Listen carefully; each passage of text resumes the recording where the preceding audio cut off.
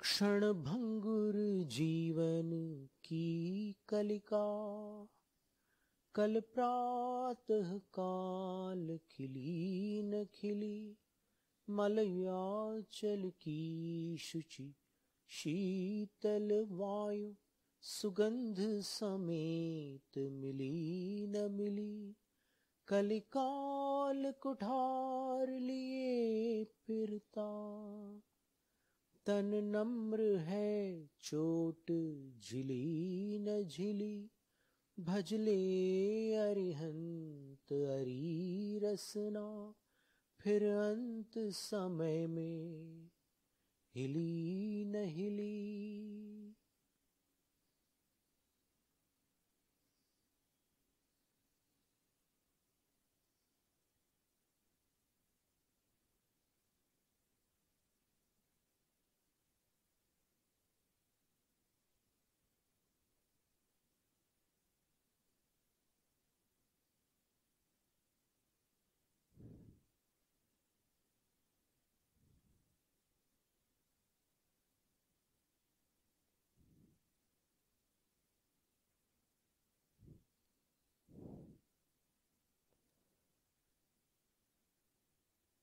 नमोकार मंत्र की यह अमृत धारा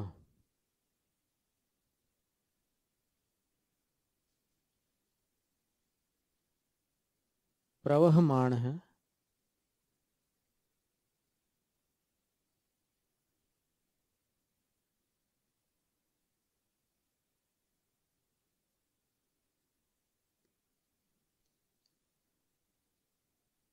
तो एक महत्व की बात यहाँ पर आज आपके सामने कही जा रही है।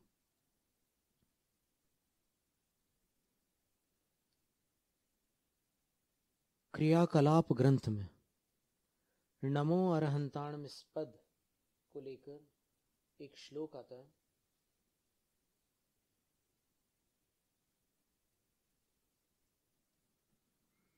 अरिहननाद रजोहननाद रहस्याभावाच्च परिप्राप्तानंत चतुष्टय स्वरूपाः शतेन्द्रादि विनिर्मितामतिशयवतीं पूजाम अर्हन्तीत्यर्हन्तः।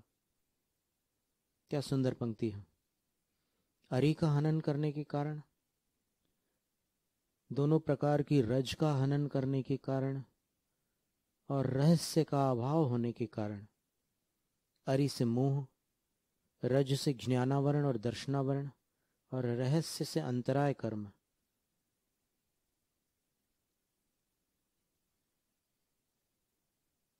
जिनको अनंत चतुष्टय स्वरूप की परिप्राप्ति हो चुकी है, अर्थात जो अनंत चतुष्टय को भली भांति प्राप्त कर चुके हैं, ऐसा जिनका स्वरूप है और शतेंद्र आदि 100 इंद्र आदि द्वारा विनिर्मिताम रची गई अतिशयवतीम पूजाम, सब पूजाओं से बढ़ चढ़कर जो पूजा है उसको अर्हन्तीत्यर्हन्तः,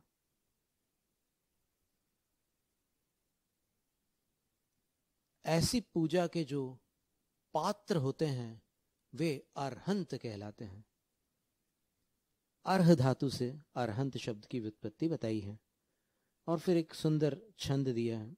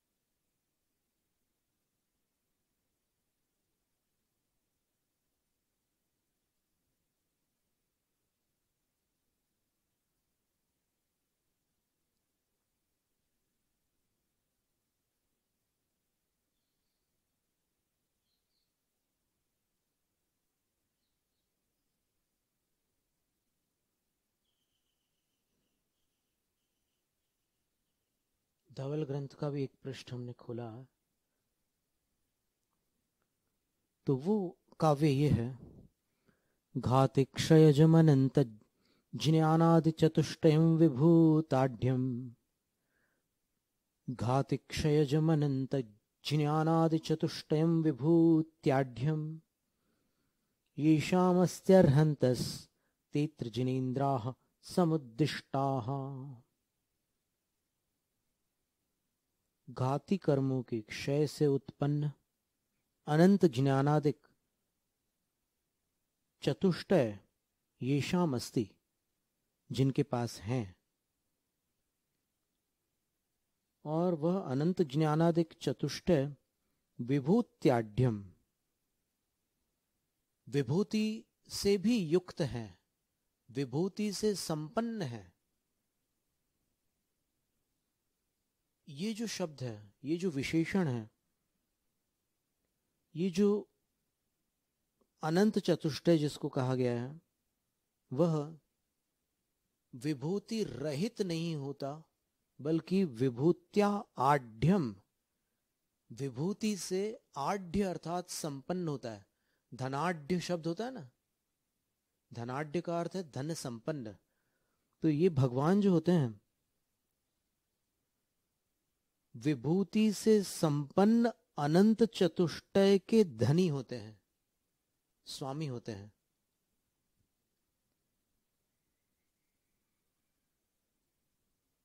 तो येषाम अस्ति, जिनके पास विभूति से संपन्न अनंत चतुष्टय है, और अनंत चतुष्टय कैसा है, तो घाती कर्मों के क्षय से उत्पन्न हुआ है, वह जिनके पास है वे अर्हंत हैं, और तेत्र वे इस लोक में जिनेन्द्राः समुद्दिष्टाः, जिनेन्द्र कहे जाते हैं। अर्हंत ही इस जगत में जिनेन्द्र कहे जाते हैं। तो ये एक जानकारी का विषय था कि साधु विभूतियों का त्याग करके साधुत्व को प्राप्त होते हैं, और अरहंत विभूति से संपन्न अनंत चतुष्टय के धारक होकर अरहंत होते हैं। तो दोनों में ये अंतर हुआ। साधु विभूति से रहित होते हैं, अरहंत विभूति से संपन्न होते हैं। अब विभूति क्या चीज है? भूतिर्भस्मनि संपदि विशेषेण भूति इति विभूति। भूति का अर्थ होता है राख अथवा संपदा, और विशेष रूप से जो भूति अर्थात संपदा है उसको विभूति कहते हैं। तो जिनेन्द्र भगवान विशेष वैभव से संपन्न अनंत चतुष्टय के स्वामी हैं। ये बात अपने को हमेशा ध्यान में रखनी है कि अरहंत कभी भी वैभव रहित नहीं होते। ऐसा सुनते हैं कि सन 74 में आचार्य विद्यासागर महाराज जब राजस्थान से मध्य भारत में आए, तब यहाँ के कुछ जिनालयों में अरहंत भगवान की वैभव रहित प्रतिमाओं को देखकर उनके मुख से एक शब्द निकला कि ऐसा स्वरूप तो सिद्ध प्रतिमा का होता है, लेकिन अरहंत प्रतिमा तो वैभव संपन्न होती है। ये इसका अभिप्राय था। अब अपन देखते हैं कि इस काव्य के पूर्व जो पंक्ति आई थी उसमें प्रभाचंद्र आचार्य महाराज ने लिखा था कि शतेंद्र विनिर्मिताम अतिशयवतीम पूजाम अर्हन्ति इति अर्हन्तः। 100 इंद्रों के द्वारा, और आदि शब्द और दिया है। तो आदि शब्द का अर्थ ऐसा है कि कोई और मंडलेश्वर महामंडलेश्वर राजा आ जाए,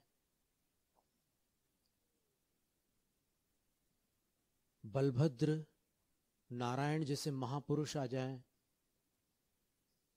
और ऐसे अन्य भी कई बड़े बड़े व्यक्तित्व हैं जो भगवान के पास आ जाते हैं और आकर के वो अपने ढंग से अतिशय संपन्न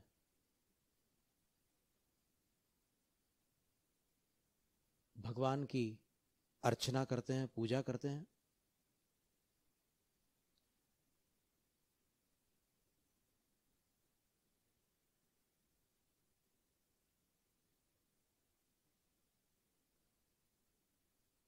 तो अब इसी पंक्ति के आधार पर हमने एक पंक्ति लिखी थी, अर्हणाम अर्हतीत्यर्हन् विश्व विश्वातिशायिनीम। विश्व यानी सबके लिए,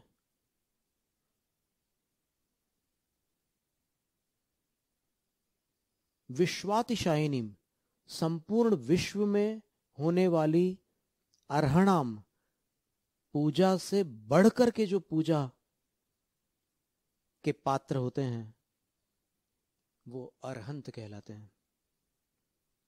यानी जितने भी पूज्य जीव हैं इस जगत में, उन सब की जो पूजा की जाती है, उन पूजाओं से बढ़कर जिनकी पूजा होती है वो अरहंत होते हैं।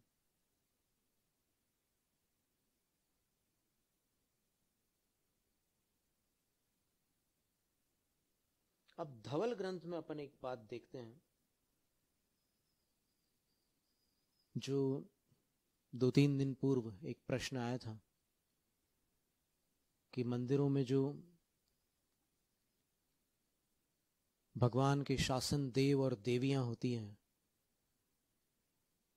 उनकी भी स्थापनाएं यत्र तत्र दृष्टिगोचर होती है, कई मंदिरों में देखने को मिलती है। तो उनके प्रति एक जिन भक्त का, एक सम्यक दृष्टि जीव का क्या बर्ताव और क्या व्यवहार आगम की अपेक्षा अपेक्षित है, ये बात अपने को समझनी थी।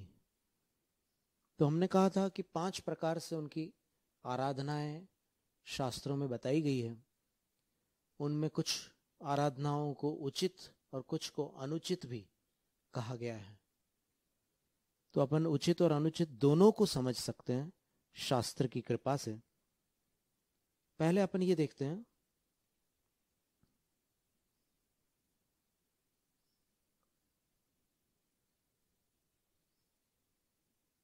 धवल ग्रंथ में अतिशय पूजार्हत्वाद् वार्हन्तः, ये पंक्ति अपन ने पहले भी पढ़ी थी, लेकिन आज एक विशेष समाधान प्राप्त करने के लिए इसको दोबारा पढ़ रहे हैं। अतिशय पूजा यानी बढ़ चढ़ करके जो पूजा है उसके योग्य होने के कारण जिनेंद्र भगवान अरहंत हैं। उस पूजा की पात्रता सबके पास नहीं होती, उसकी पात्रता उन्हीं के पास है, इसलिए वो अरहंत है। स्वर्गावतरण, जन्माभिषेक, परिनिष्क्रमण, केवल ज्ञानोत्पत्ति, परिनिर्वाणेषु। स्वर्गावतरण के समय अर्थात जब तीर्थंकर मां के गर्भ में अवतरित होते हैं, जन्माभिषेक, जब इंद्रादि देव सपरिवार उनकी जन्म नगरी में आकर, और उनको आने के संकेत भी प्राप्त होते हैं, वो भिन्न भिन्न संकेत हैं, वो भी हम आपको एक श्लोक में पढ़ के सुनाते हैं। किनको किस संकेत से पता चलता है कि भगवान जन्मे हैं। कल्पेषु घंटा भवनेषु शंखा, ज्योतिष्कलोकेषु च सिंहनादः, भीरीस्वनो व्यन्तरदेव वृंदे, नदन्ति नूनं जिन जन्म काले, बड़ा प्रसिद्ध श्लोक है ये दक्षिण भारत का। जिन जन्म काले, जिनेंद्र भगवान के जन्म काल में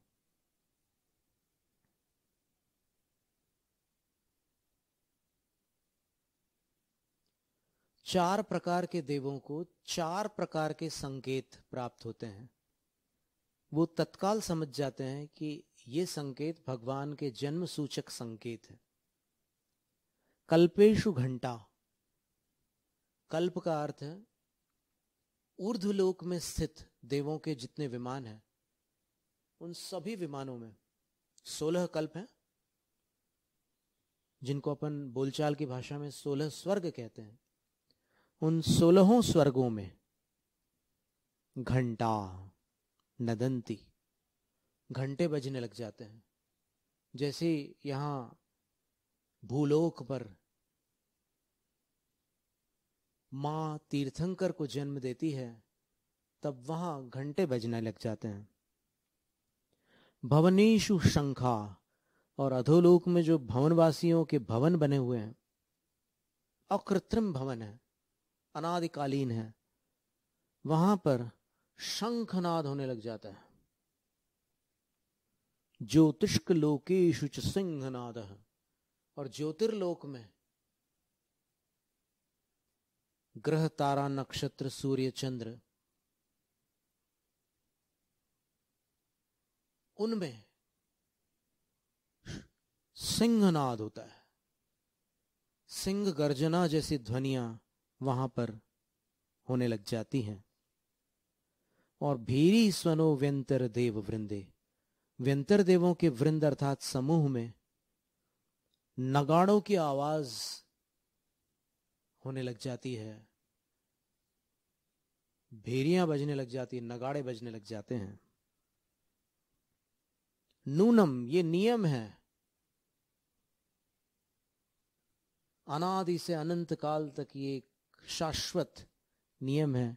जिन जन्म काले नदंती, जिनेंद्र भगवान के जन्म काल में ये चार ध्वनियां इन चारों निकाय वाले देवों को संकेत देने के लिए होती ही हैं। ये सब बजते ही हैं। और फिर क्या होता है, तो आचार्य लिख रहे हैं, परिनिष्क्रमण, जब भगवान परितः निष्क्रमणं करोति, निष्क्रमण का अर्थ होता है निकल जाना, परितः पूरी तरह से वो घर बार छोड़ करके निकल पड़ते हैं। दीक्षा कल्याण के समय सब त्याग करके चले जाते हैं वो। तो उस काल में भी, और केवल ज्ञानोत्पत्ति, केवल ज्ञान की उत्पत्ति के काल में भी, और परिनिर्वाणेषु, और परिनिर्वाण के होने पर भी, ये 5 अवसर बताए हैं। इन 5 अवसरों पर देवकृतानाम पूजानाम, देवों द्वारा की गई पूजाओं के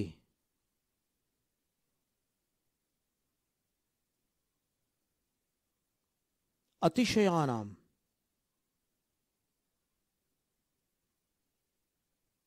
कैसी है वो पूजाएं? वो पूजाएं अतिशयवती हैं। अर्थात बाकी जो पूजाएं होती है दुनिया में, इस जगत में और भी पूज्य जनों की पूजाएं होती है, उनसे बढ़ करके हैं। अतिशय शब्द का अर्थ होता है बढ़कर। सूर्यातिशायी महिमासी मुनीन्द्र लोके, सूर्य से भी बढ़कर है महिमा जिनकी इस जगत में आप, हे आदिश्वर प्रभु, सूर्य से बढ़कर महिमावंत है। तो जगत में होने वाली जितनी पूजाएं हैं, उनसे अभ्यधिकत्वात्, अधिकत्वात्, अतिशयानम,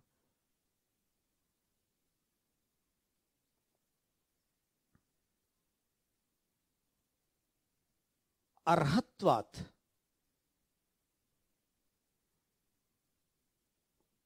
उनसे भी अधिक योग्य होने के कारण, उनसे भी बढ़ चढ़ के होने वाली पूजा के योग्य होने के कारण अर्हंत, अर्हंत हैं। तो अब वो पूजाएं किनकी होती है? तो उसके लिए आचार्य वीरसेन स्वामी लिख रहे हैं, देवासुर मानव प्राप्त पूजाभ्य अधिकत्वात् अतिशयानाम पूजानाम अर्हत्वात् योग्यत्वात् अर्हंतः। देवों की पूजाएं होती है, असुरों की पूजाएं भी होती हैं। अब वो जो उनका भी द्रव्य क्षेत्र काल भाव है, उस अपेक्षा से देवों की पूजाएं भी होती है, असुरों की पूजाएं भी होती है। अब असुर शब्द को उपलक्षण मान करके उसमें अन्य भी ग्राह्य हैं, जो जो पूजा के योग्य हैं उनको भी ग्रहण कर लेना है। देव में अपन ऊर्ध्वलोक वाले देव ले लेंगे, और असुर शब्द में अपन मध्यलोकवर्ती जितने भी देव हैं उनको ग्रहण कर लेंगे, और मानवों में जितने भी मनुष्य पूजा के योग्य हैं उनको ग्रहण कर लेंगे। अब मानवों में केवल मुनिराज पूजा के योग्य हैं ऐसी धारणा नहीं बनाना है। माता पिता भी पूज्य होते हैं, शिक्षक भी पूज्य होते हैं, राजा भी पूज्य होते हैं।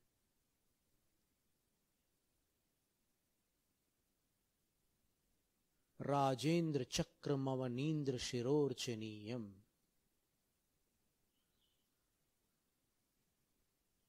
जिन भक्ति भव्य उपैति, जिनेन्द्र भगवान में भक्ति रखने वाला सम्यक दृष्टि जीव, भव्य जीव,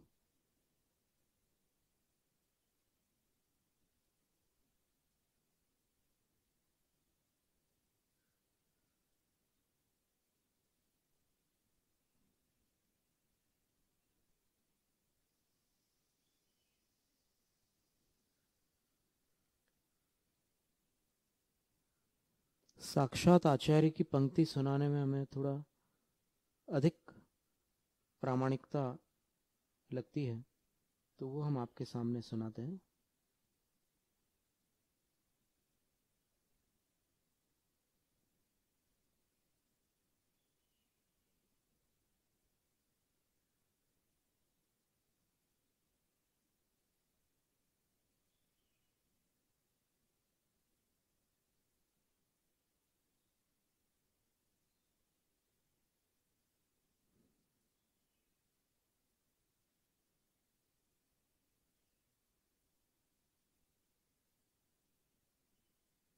राजेंद्र चक्रम लब्ध्वा राज्ञाम इंद्राश चक्रवर्तिनस तेषां चक्रम चक्र रत्नम। चक्र रत्न को प्राप्त होकर किम विशिष्टम अवनीन्द्र शिरोर्चनीयम अवन्याम निज निज पृथिव्याम इंद्रा मुकुटबद्धा राजानस। अवनीन्द्र का अर्थ होता है अपनी अपनी धरती के जो इंद्र है, मुकुटबद्ध राजा हैं, तेषाम शिरो भी अर्चनीयम, उनके मस्तकों के द्वारा अर्चनीय चक्रवर्ती के चक्र को सम्यक दृष्टि जीव प्राप्त होते हैं। तो चक्रवर्ती का चक्र रत्न भी अर्चनीय होता है। अब चूंकि चक्रवर्ती से संबंधित है, इसलिए मानवों की श्रेणी में वहां पर उस वैभव को भी स्वीकार करना होता है। यद्यपि वह 1000 यक्ष देवों द्वारा रक्षित है, लेकिन 32,000 मुकुटबद्ध राजाओं द्वारा अर्चनीय है। कौन? चक्रवर्ती का चक्र रत्न। अर्चनीय का अर्थ क्या है? पूजनीय। तो ये अपने को थोड़ा समझना है। कुछ धारणाएं अपनी ऐसी बन गई है कि इस जगत में केवल सच्चे देव शास्त्र गुरु ही पूज्य होते हैं, अन्य किसी को भी पूज्य मानना घोर मिथ्यात्व है, संसार में भ्रमण का कारण है। ये सारी बातें जो है अपन थोड़ा शास्त्रों से समझ लें तो अधिक उत्तम होगा, अपने लिए कल्याणकारी होगा।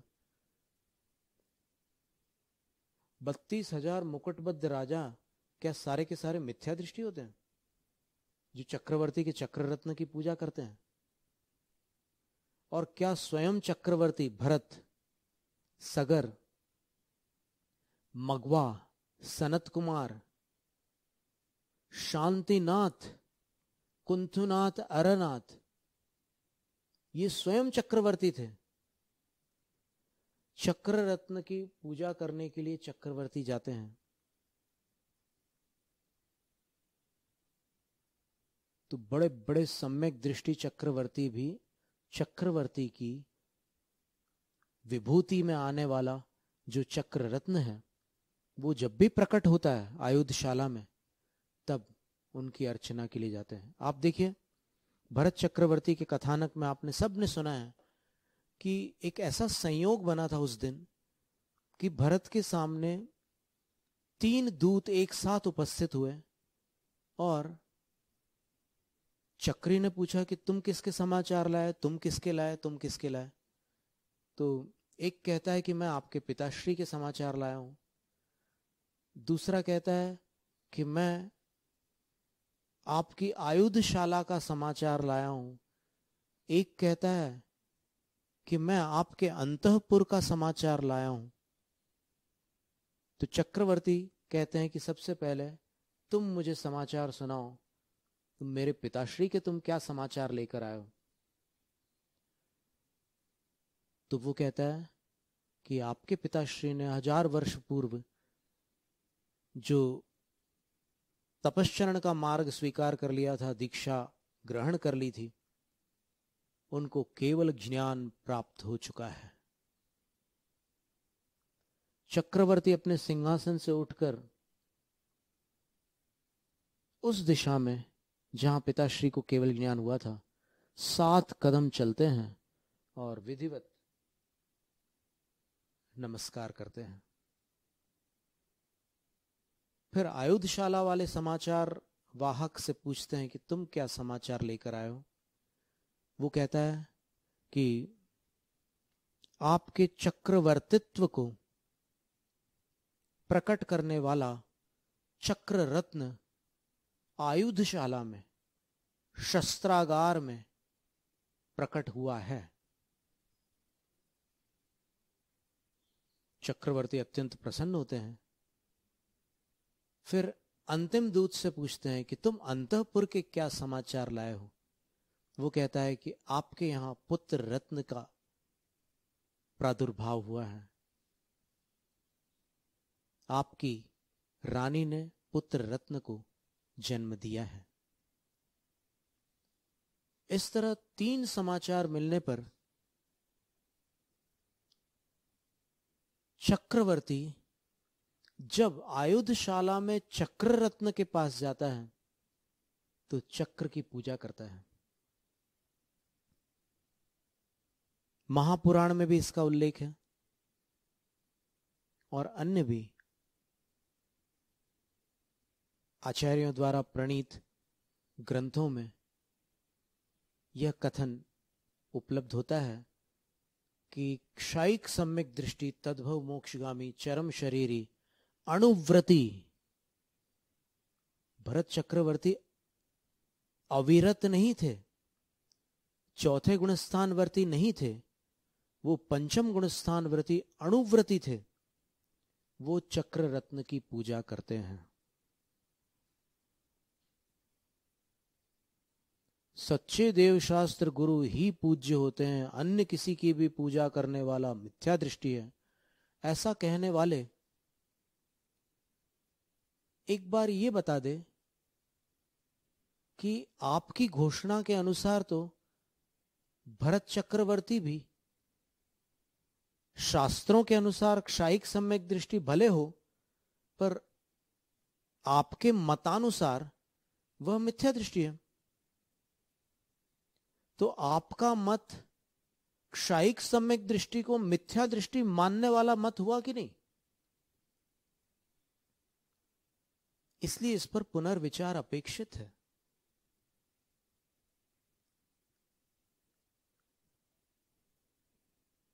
शरणम द्विविधम लौकिकम लोकोत्तरम चेति। तो इसमें अपने को दो विभाग करने होंगे। एक लौकिक, एक लोकोत्तर अर्थात अलौकिक।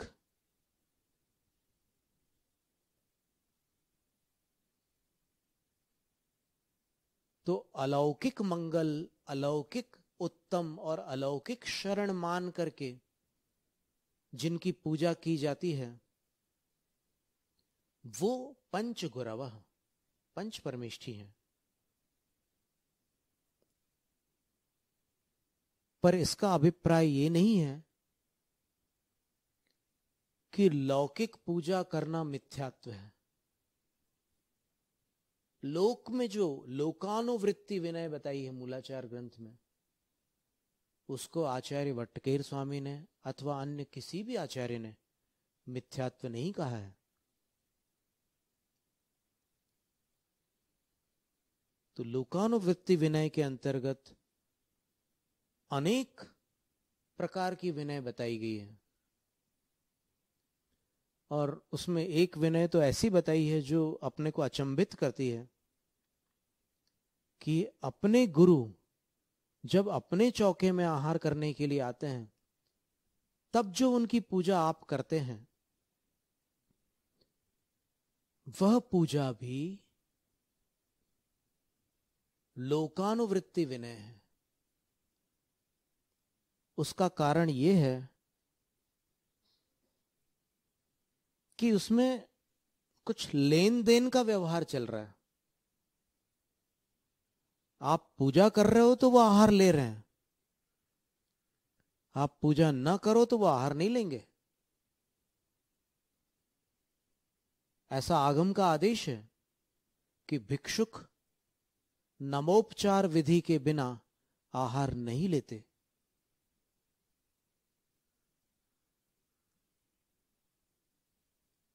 और उसको अपन बोलचाल में आहार अवश्य कहते हैं।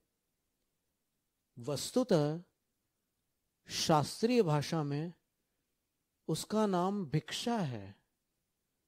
साधु भिक्षा लेते हैं, आहार नहीं लेते, भले ही वो भिक्षा आहार रूप हो। पर अगर अपन एकदम स्ट्रिक्टली, कठोरतया शास्त्रों के शब्दों का ही प्रयोग करें तो साधु भिक्षा ग्रहण करते हैं। मूलाचार ग्रंथ में लिखा है कि दातारों द्वारा निर्मित भोजन जो साधु भिक्षावृत्ति से ग्रहण करते हैं उस भोजन को भिक्षा कहा जाता है, उसको आहार नहीं कहा जाता।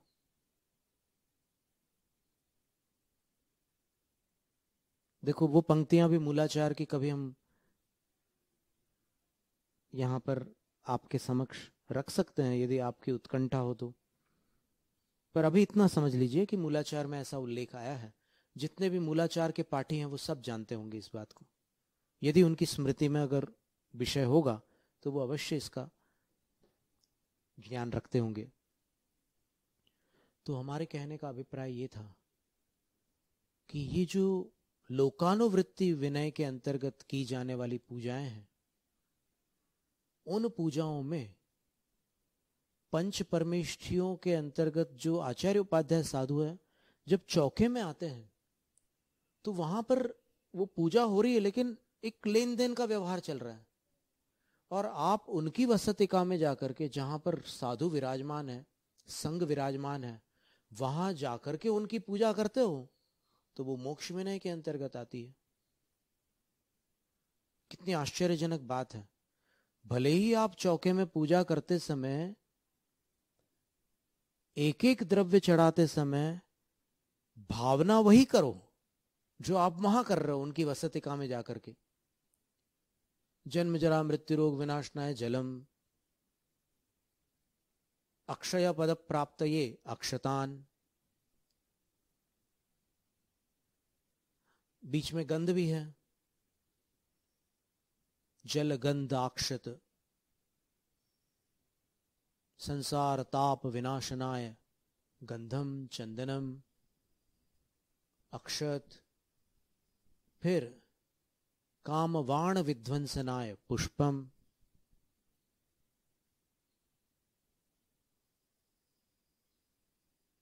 पुष्प कभी भी काम वर्धक नहीं होते, ये ज्ञातव्य तथ्य है। भले ही श्रृंगार में पुष्पों का प्रयोग जो लोग करते हैं सो करते हैं, लेकिन पुष्प काम वर्धक नहीं होते। इस पर शोध हो चुका है, ऐसा सुनते हैं कि इस पर शोध किया गया है कि पुष्प काम वर्धक नहीं होते। श्रृंगार में उसका प्रयोग होता है, वो एक अलग बात है। फिर नैवेद्य, क्षुधा रोग विनाशनाय नैवेद्यम, मोहांधकार विनाशनाय दीपम, अष्टकर्म दहनाय धूपम, मोक्ष फल प्राप्तये फलम। ये 8 द्रव्य जब चढ़ाए जाते हैं तो यही शब्द बोले जाते हैं दोनों स्थानों पर, चौके में भी और वहां भी। गुरु के चरणों में जाकर आप उनके निकट, उनकी वसतिका में जब उनकी अर्चना करते हैं तब यही शब्द बोलते हैं। लेकिन तब भी मूलाचार की 583 क्रमांक गाथा में आचार्य वट्टकेर स्वामी ने चौके में की जाने वाली पूजा को लोकानुवृत्ति विनय कहा है। आहार दान के साथ उसका संबंध जुड़ा हुआ है, इसलिए आदान प्रदान वाली बात है वहां पर। आप भक्ति से ही करते हैं, ऐसा नहीं आपके ऊपर कोई दोषारोपण नहीं है कि नहीं, हम ऐसा नहीं है कि कोई वहां पर सौदेबाजी करते हो, ऐसा कुछ नहीं है। हम तो पूरे हृदय से करते हैं, भक्ति से करते हैं, बिल्कुल ठीक बात है। लेकिन साधु आए हैं आपके यहां, आप नहीं गए उनके पास पूजा करने के लिए। आए हुए साधु की आप पूजा कर रहे हैं, और आप पूजा नहीं करेंगे तो वो आहार नहीं लेंगे। ये सारी बातें हैं, उन्होंने उसको लोकानुवृत्ति विनय में स्वीकार किया है। और देखिए कमाल की बात यह है कि उन्होंने केवल साधु के लिए ऐसा नहीं कहा, दिगंबर मुनि मात्र के लिए उन्होंने उस पूजा का वर्णन न करते हुए मूलाचार की वो गाथा हम आपके सामने खोल के ही दिखाते हैं।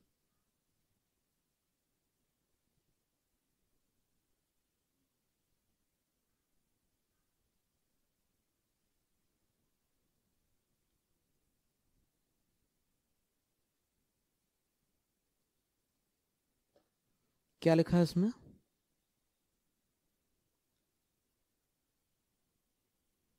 अतिथि पूजा। अतिथि पूजा में उन्होंने अतिथि मात्र निर्ग्रंथ श्रवण को न मानते हुए उनको प्रधान अतिथि माना है। लेकिन देखिए और किनको उन्होंने अतिथि माना है। आचार्य वसुनंदी सिद्धांत चक्रवर्ती के वचन है, अतिथि पूजा च लोगाणुवित्ति विणो लोकानुवृत्तिर नाम विनय। अतिथि पूजा भी लोकानुवृत्ति नामक विनय है। तो अतिथि पूजा किसे कहते हैं? तो बोले मध्याह्न काले आगतस्य साधोः। मध्याह्न काल में आपके चौके में आए हुए साधु की जो बहुमानम, बहुमानम द्रव्य भाव पूजा इत्यर्थ। बहुमान शब्द का अर्थ क्या होता है? द्रव्य पूजा के साथ भाव पूजा करना अतिथि पूजा है।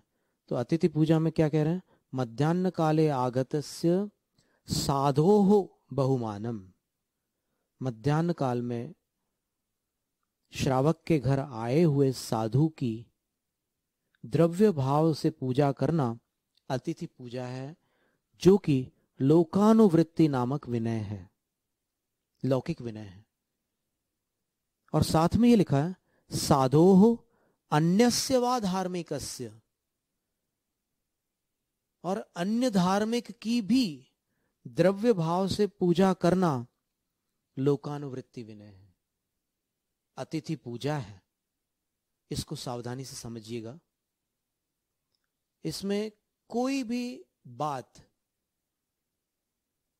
अपनी तरफ से न मिलाते हुए, जो वहां पंक्ति लिखी हुई है शास्त्र की, उसी पर अपन ध्यान केंद्रित करेंगे। अपनी ओर से कुछ भी नहीं मिलाना है। क्या कह रहे हैं आचार्य वसुनंदी सिद्धांत चक्रवर्ती? मूलाचार की गाथा क्रमांक 583, उसकी टीका में गाथा में लिखा अतिथि पूजा, अतिथि पूजा लिखा है गाथा में। और अतिथि पूजा का अभिप्राय स्पष्ट करते हुए वसुनंदी सिद्धांत चक्रवर्ती जो संस्कृत टीकाकार है वो लिख रहे हैं मध्याह्न काले, मध्याह्न काल में, दोपहर के समय, आगतस्य, आगत का अर्थ होता है आए हुए,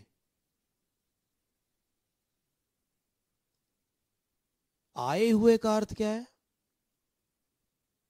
स्वयं आए हुए। आमंत्रितस्य नहीं लिखा। आमंत्रित का अर्थ क्या होता है? बुलाए हुए। और आगतस्य का अर्थ होता है आए हुए। आगत और आमंत्रित दो भिन्न शब्द हैं। तो यहां क्या लिखा? आगत, आए हुए। अब क्यों आए हैं? भिक्षावृत्ति के लिए आए हैं। मध्याह्न काल में साधु क्यों आएंगे श्रावक के यहां? भिक्षा वृत्ति के लिए आएंगे, और कोई कारण तो होगा नहीं। साधु हो, आए हुए साधु भी हो सकते हैं, और अन्यस्य धार्मिकस्य, अन्य धार्मिक भी हो सकते हैं। अन्य धार्मिक में कौन है? अन्य धार्मिक में किनको ग्रहण करें अपन? प्रतिमाधारियों को ग्रहण करें,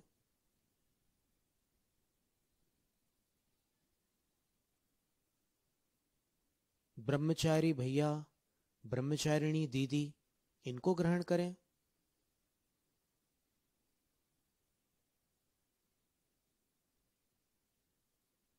अगर इनको ग्रहण करते हैं तो प्रश्न उठता है कि ये भिक्षावृत्ति करते हैं क्या? जो भिक्षावृत्ति नहीं करते उनको आमंत्रित करके भोजन कराया जाता है। एकदम सरल बात है ना, सबको समझ में आ रही है? जो भिक्षावृत्ति नहीं करते उनको आमंत्रित करके भोजन दिया जाता है, और जो भिक्षावृत्ति करते हैं उनको कैसे भोजन दिया जाता है? उनको दान विधि से भोजन दिया जाता है। दान विधि किसे कहते हैं? नवोपचार विधि को दान विधि कहते हैं। नव पुण्य ही प्रतिपत्ति, नव पुण्य अर्थात पवित्र क्रियाएं होती है, उनके माध्यम से उनको आहार दिया जाता है। आहार प्रारंभ होने से पहले, बल्कि भिक्षा देने से पहले, ये 9 पवित्र क्रियाएं संपन्न करनी होती है, और इन 9 क्रियाओं के संपन्न होने पर वो आहार ग्रहण करते हैं, भोजन ग्रहण करते हैं, भिक्षा ग्रहण करते हैं। उस आहार का, उस भोजन का नाम भिक्षा है। मूलाचार में वो वाला विषय भी अपन ले लेंगे कभी। अभी थोड़ा हमें भी अभ्यास करना होगा। आहार आहार बोलते बोलते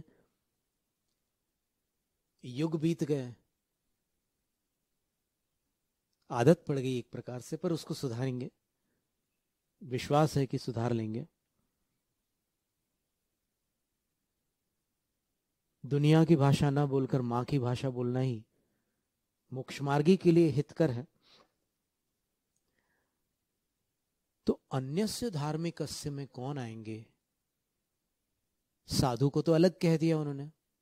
अब साधु की श्रेणी में तो यहां पर मूलाचार ग्रंथ में जो चर्या बताई है उसका पालन करने वाले सब आ जाएंगे। मूलाचार ग्रंथ में कौन सी चर्या बताई है? तो श्रमण और श्रमणी की चर्या बताई है। श्रमण और श्रमणी की चर्या अन्यत्र नहीं है, श्रावकाचारों में नहीं है, मूलाचार में है। तो उस चर्या का, मूलाचार की साधुचर्या का पालन करने वाले श्रमण और श्रमणी दोनों आएंगे। और अन्यस्य धार्मिकस्य में कौन आएंगे? जो भिक्षावृत्ति से आहार लेते हैं, आगम के आदेश पूर्वक भिक्षावृत्ति से आहार लेते हैं, लेकिन जो मूलाचार की पूरी चर्या का पालन नहीं करते, जिन्होंने घर का तो त्याग किया है, जिन्होंने गुरु के पास दीक्षा लेकर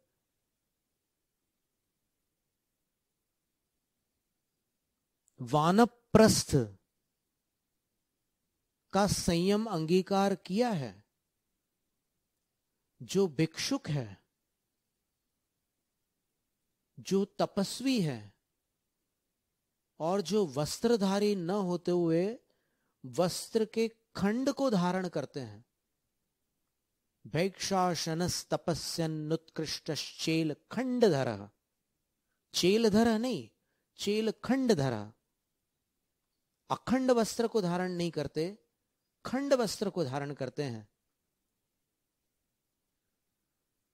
अन्यस्य धार्मिकस्य में क्या उनके अतिरिक्त कोई आ सकता है?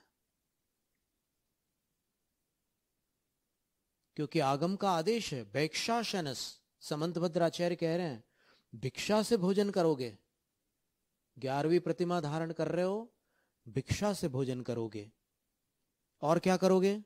तपस्यन। अब गृहस्थ नहीं रहे, तपस्वी हो गए।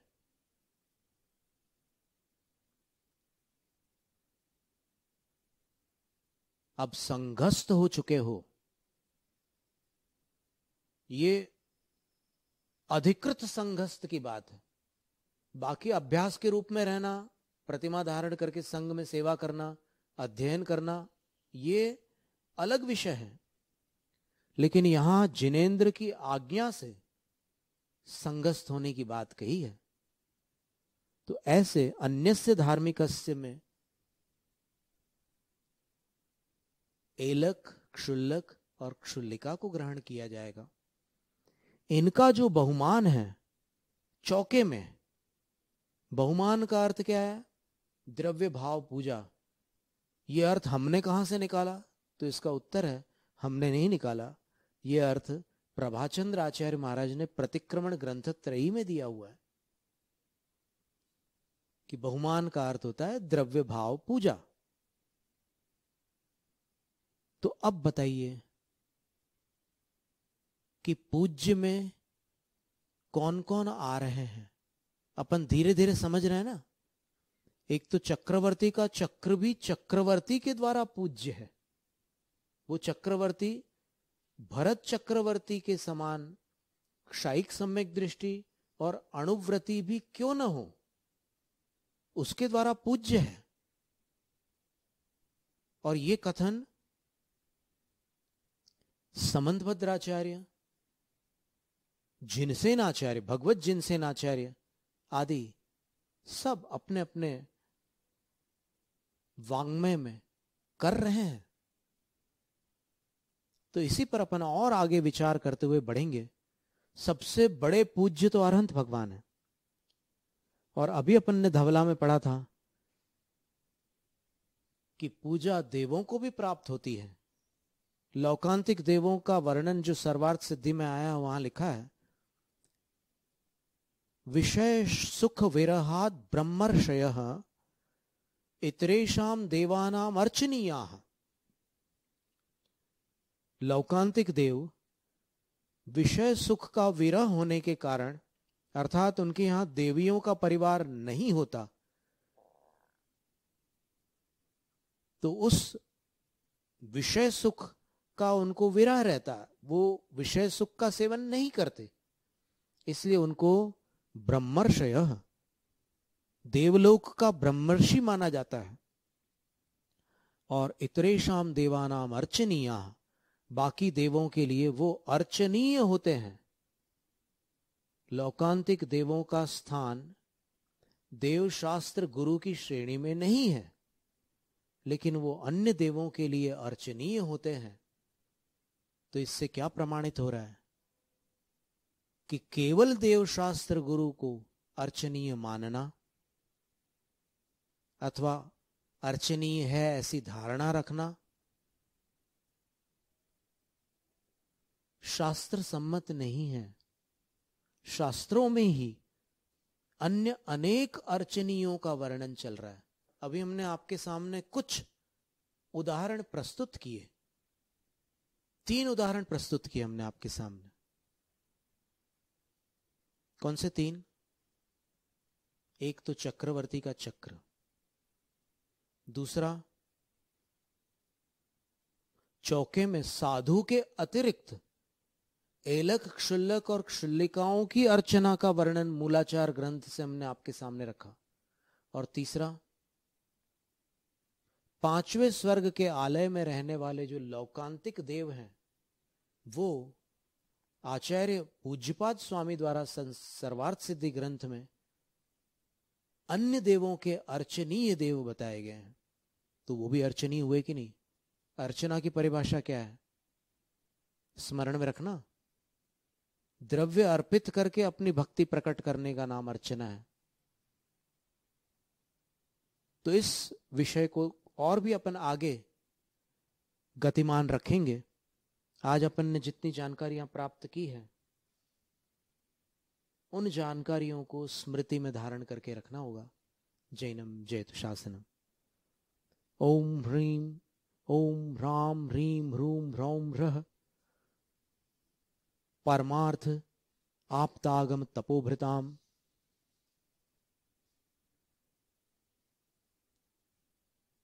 नमस्कार पूर्वकम अर्घ्यम निर्वपामीति स्वाहा। काय उत्सव।